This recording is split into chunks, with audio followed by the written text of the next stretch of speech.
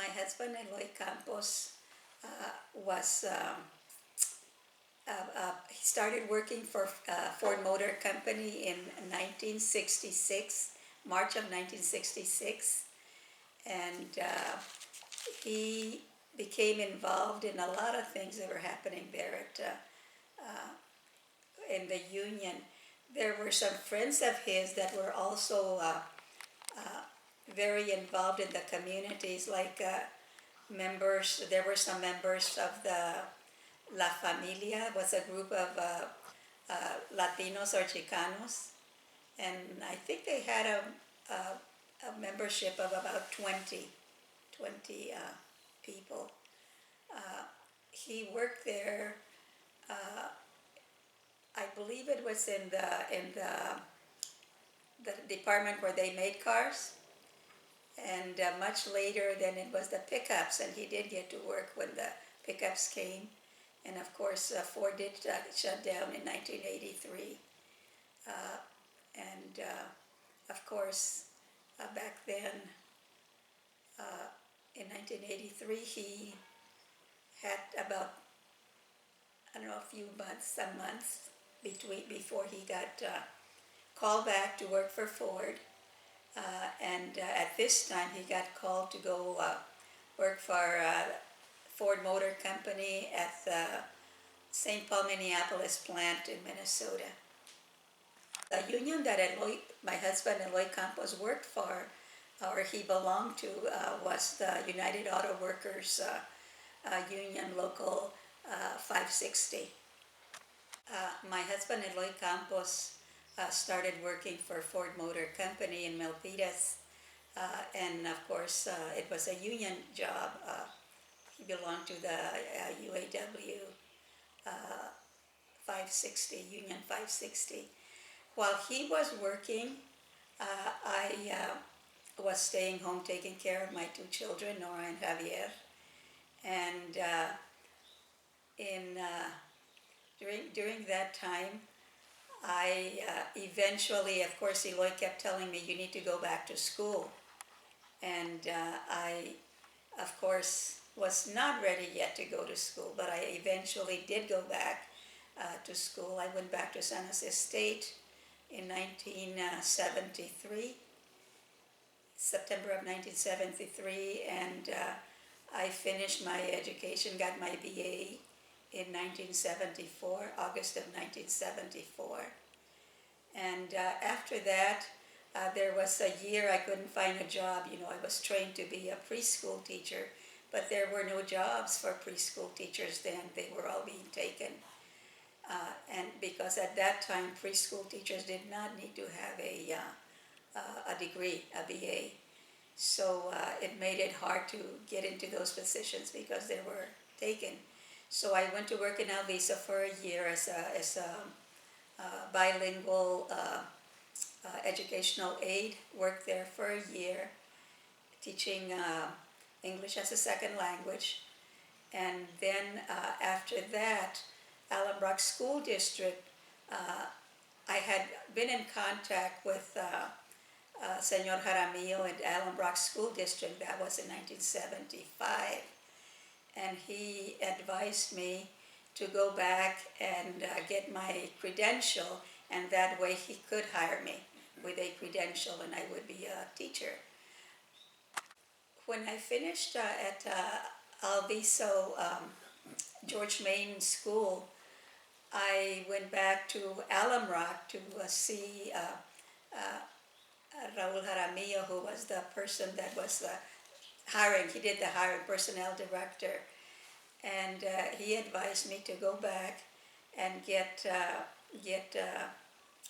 my credential, and then he could hire me as a teacher. Meanwhile, that was in 1975. Meanwhile, I was thinking of going back. Of course, I needed to do that if I wanted to have a job. But Models Teacher Corps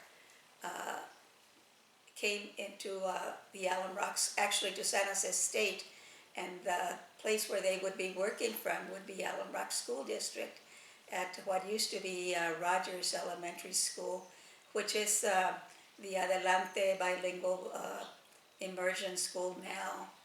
So I decided, he called me and said, we have an opportunity for you. We're going to be having a teacher corps come in, and I'm going to recommend you to be one of the 4 interns. And sure enough, I got hired, and that was, I worked as an intern at Rogers Elementary School for, I was there for about a year and a half.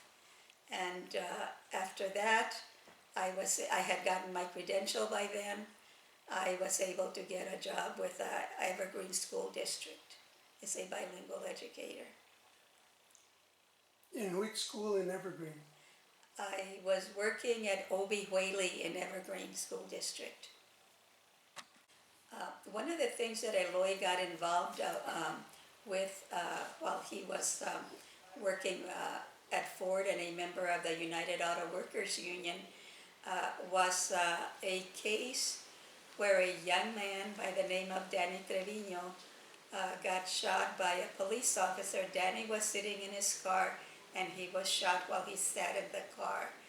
So Eloy, with the backing of his union, mobilized and went to the city council to talk about what had happened and wanted something done. During the Danny Trevino aftermath, the members of the unions and all kinds of community people were involved in marches and all kinds of demonstrations. So that one of the other things that Eloy was involved in was model cities. Model cities came to San Jose, and that was at first the city chose the Mayfair area as being the area that was most in need of what monies that model cities would provide. What happened after that was that proposal was not accepted. They had to bring in other parts of the community. 3 other areas were brought in. Eloy, being from the original neighborhood, which was the Mayfair neighborhood, was the name by the name of Lala Garcia. And so the 2 of them, of course, they were both members of Our Lady of Guadalupe. As I mentioned before, Our Lady of Guadalupe certainly nourished and created a lot of leaders in the community.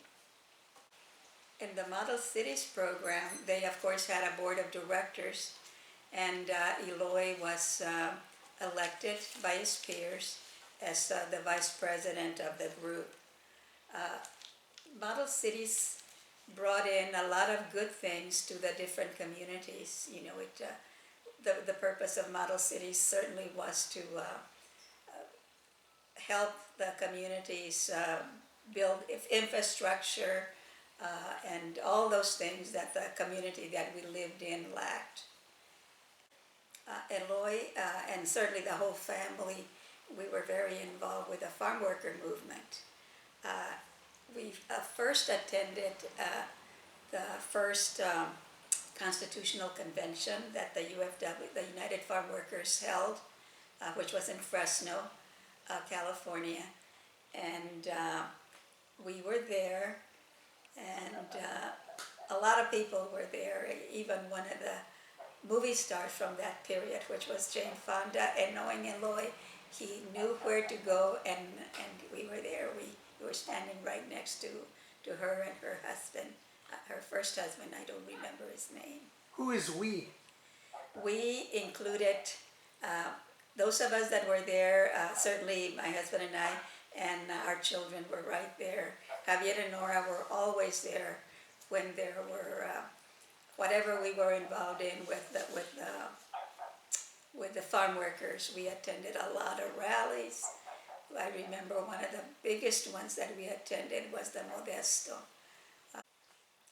In 1973 or 1974, my whole family, Eloy, Nora and Javier, and myself went to La Paz as guests of Cesar. He actually sent a bus to come and pick United Auto Workers Union supporters, farm worker supporters, and we were his guests at La Paz. There in La Paz, we spent a weekend. I believe it was a Thanksgiving weekend, and Cesar was always there. The children had their own thing. They were doing other things, and Cesar had us, the adults. He was giving us the history of the UFW, how he got started and all that. And not only did he lecture us, but he also showed us, he wanted to see or show us, for those that had never had an opportunity or did not, working in the fields is not an opportunity, but he wanted all of us to know what it was like to work the land. So I remember that for a whole hour, he gave all of us a shovel. And he had this big plot of land there. It was just laying there. So he had us turn the dirt, and we did that for a whole hour. And then he figured, okay, that's good. And then I don't remember what we did after that, but that was interesting, He took us around showing us the different things there in this land there. When we went to La Paz as guests of Cesar Chavez, my whole family went, my two children, they were around 8 or 9 years old, and we had a chance to meet two of Cesar's favorites, that was Boycott and Welga, his 2 German shepherds. And of course, that was a big treat for my children. They even got a chance to meet the dogs. Cesar took the dogs to them where the kids were, and they had a chance to pet the dogs. But I do remember the food that we ate. It was certainly different, and I think that was intentional, or it could be, it was intentional, because the farm worker movement, the union was just beginning to form. It started in 1966, I believe, or 62 actually, because I do have something that shows that 25th anniversary, something that I have. So I did the math, 1962. That's when Cesar actually started with the idea of a farm worker movement. Certainly, the impetus of all that was the United Auto Workers, because that was the one that got us involved in that, because the United Auto Workers were big supporters of the farm worker movement. I believe they gave farm workers or Cesar either $10,000 a month or $10,000 a week. I just remember $10,000. Yeah. One of the things that Eloy did, had the privilege of doing as a member of the United Auto Workers Union, was to have the opportunity to go and visit the Walter and May Ruther educational retreat that is in Black Lake, Michigan. And we were there for 2 weeks. I believe it was 2 weeks. And it was certainly a beautiful experience, another opportunity to learn about the union, to learn about organizing. And while we were doing that, our children were being taken care of. Not only did we have classes and all that, but we also had opportunities of getting a chance to do things with the other members that were already there, that were part of this event. They invited people from different unions from different part of the country, and we would have baseball games, I remember. What I remember about the baseball games was that because none of the men, it was mostly the men that were playing, none of the men were young, like they were certainly over their 20s.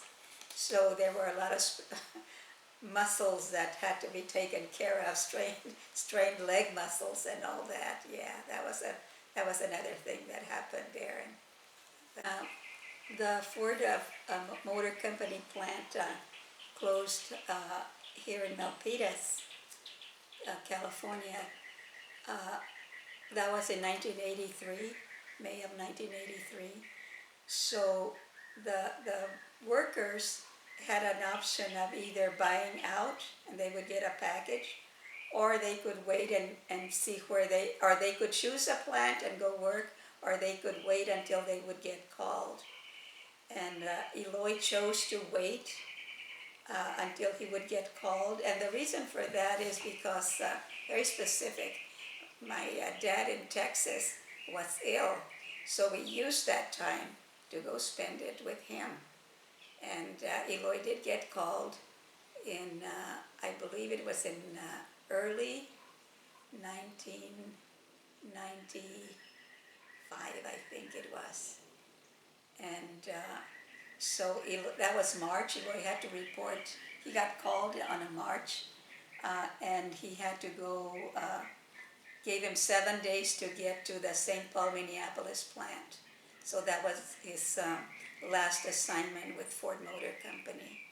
So while we were there, while we were in Minnesota, Eloy continued to be very involved in the union. I remember that we did all kinds of things with the union. And one of the memorable things that happened was that Governor Perpich invited Cesar Chavez to come and be his guest there in Minnesota. While Cesar was in St. Paul area, he visited with Senator Paul Wellstone. He was not a senator then. He was a professor at one of the Catholic universities there in Carleton College, I believe.